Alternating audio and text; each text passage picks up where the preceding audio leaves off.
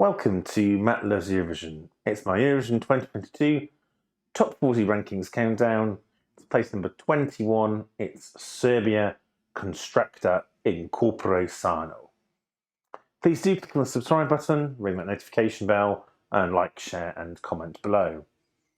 Now, Eurovision occasionally brings us some very avant-garde songs that are more akin to kind of performance art than kind of your run-of-the-mill sort of pop track. And the class of 22 has brought us one of these songs, and it is Serbia and Konstrakta who will be bringing it to Turin. Now, with these songs, it's often very difficult to gauge how they are going to do at the contests. They can sometimes be complete flops. I'm thinking Portugal, maybe in 2019, which I loved, but not many other people did. Or sometimes they can fly and do far better than initially expected. So which way is Serbia going to go this year?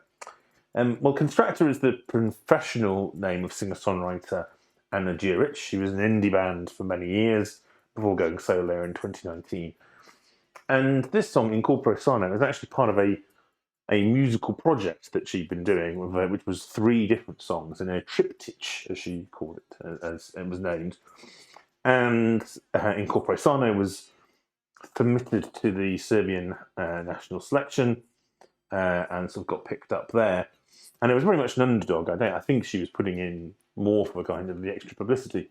And in the end, she went and won it, much to her shock and surprise, and I think to many other people's. But something really obviously caught hold with the Serbian public with it. So how do we describe this piece of music? It's really a performance piece, really. It's sort of avant-garde piece of art pop, and some have interpreted this as being a critique of the Serbian healthcare provision. But Konstrakta has indicated it's more than that.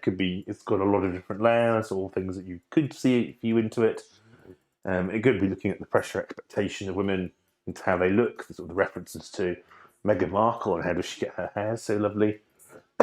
Focus on physical rather than mental health, and of course the impact of the pandemic. You'll notice there is much hand washing that goes on during the performance.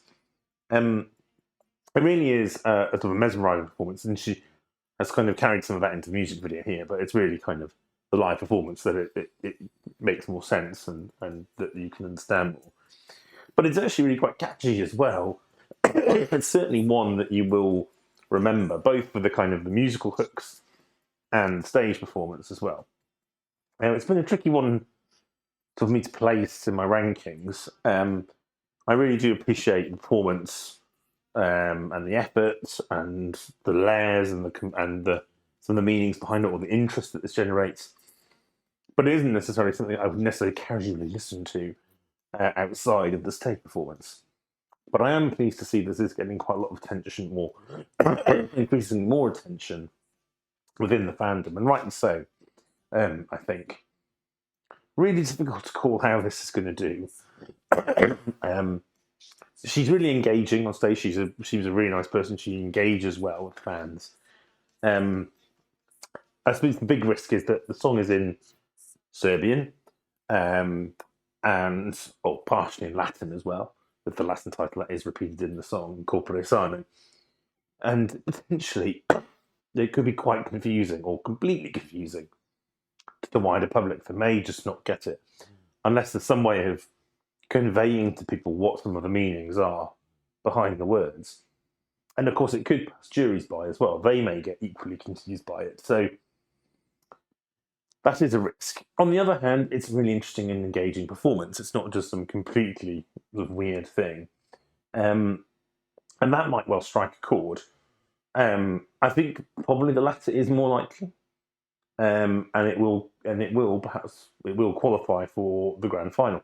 And once Serbia gets to the grand final, they are always guaranteed to get a good chunk of the televotes, because they will always get votes from their neighbours. And in fact, already this is number 1 in the Croatian charts, so there's certainly going to be some points incoming there. And I think those are deserved points at that. But yes, this is going to be one to watch, to see kind of how this gets conveyed on the stage, and to see just how much Europe picks up on it. But do join me next time when we will enter the top 20.